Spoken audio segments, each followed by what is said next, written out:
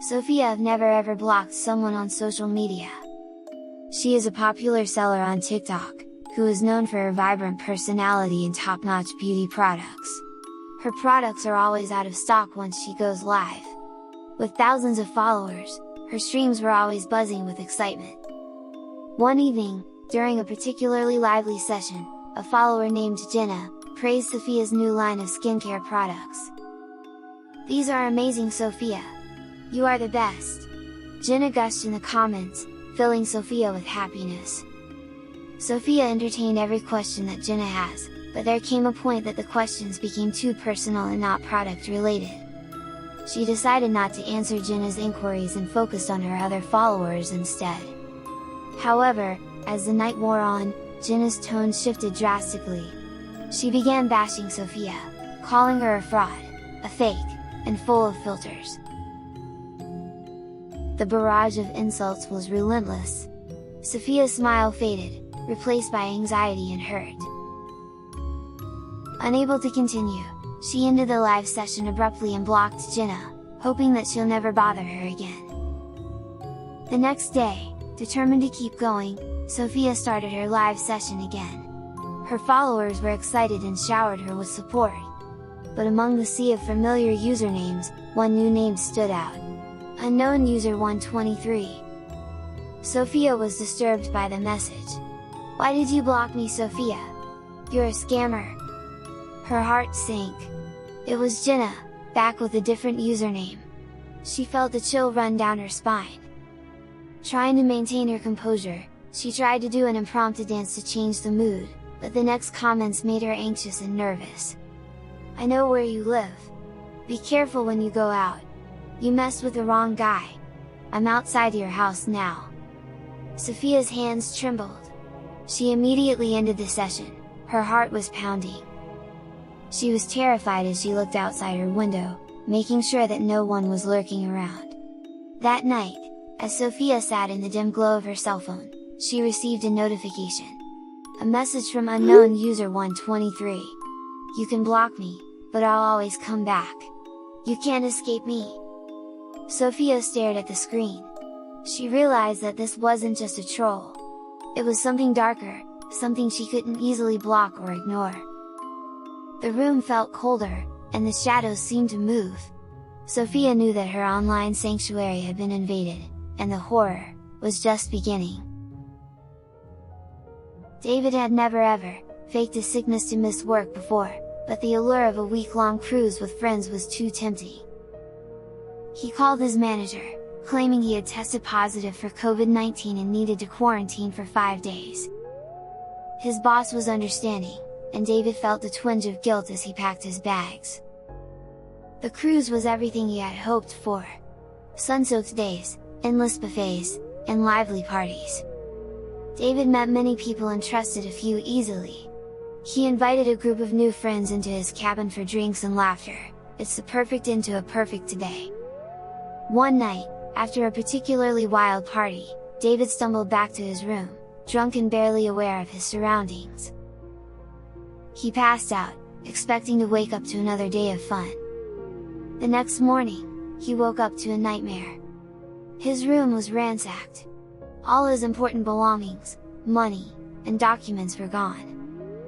Panic set in as he reported the theft to the ship's management.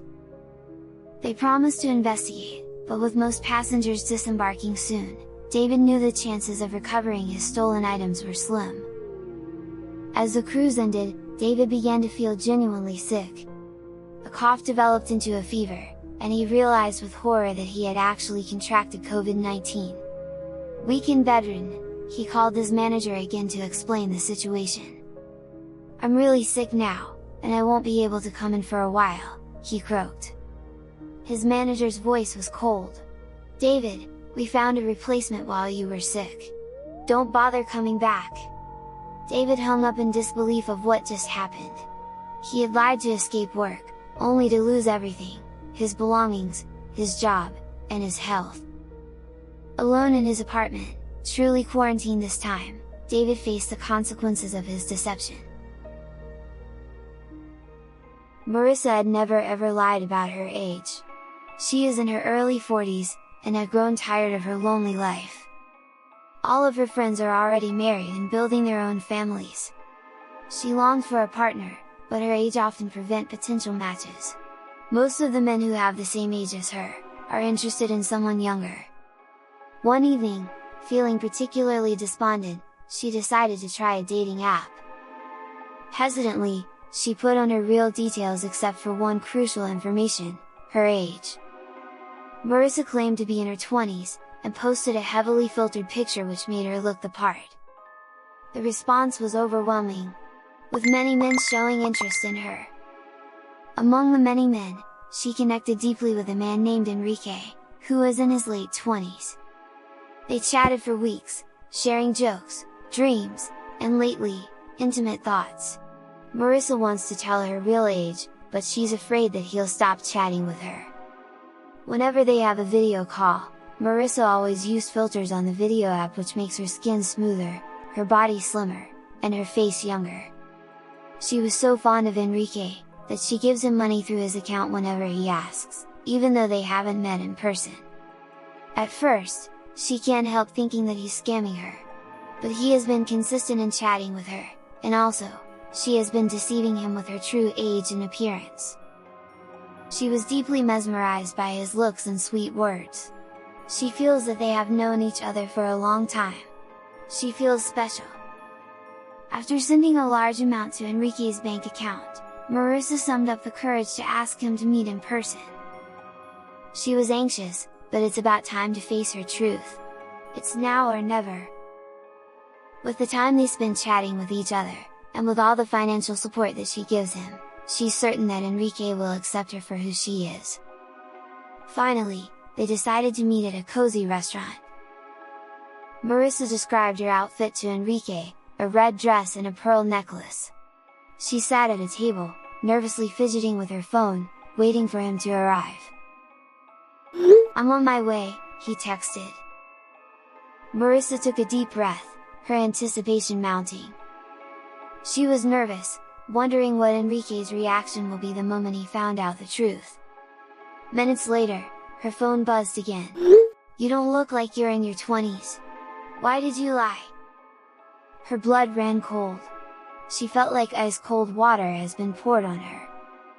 She looked around the restaurant, trying to spot Enrique, but all she saw were strangers. Panic set in as she realized he was already there, watching her. Her heart pounded in her chest. "I'm so sorry," she texted back, her fingers trembling. "I felt a connection with you and didn't want to lose that." Then suddenly, from outside the glassed windows of the restaurant, she saw a group of teenagers burst out in mocking laughter, as they looked in her direction. Marissa turned red. She couldn't help but think that she was tricked and swindled by a group of kids. She felt like a fool. She looked pathetic. She tried texting Enrique but she has been blocked. Then the group of teenagers left, while still laughing loud, looking at her. She was shaking. She was angry, not at Enrique but at herself. She should have known better. She wanted to scream. She can't believe that she fell for her own lie, that she was deceived by her own fabricated truth. She stood up and walked out into the night, wandering with a deep sense of shame and regret.